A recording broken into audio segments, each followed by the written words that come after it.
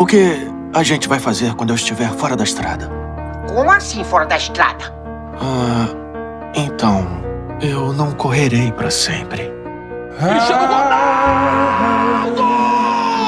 O que seria da Liga dos Campeões da Europa sem você, Cristiano Ronaldo? Vai ser difícil, né, cara? Vai ser difícil, mas tá chegando a hora.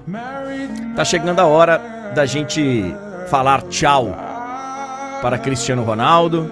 Eu acho que não vai ser fácil para ele falar tchau, se despedir.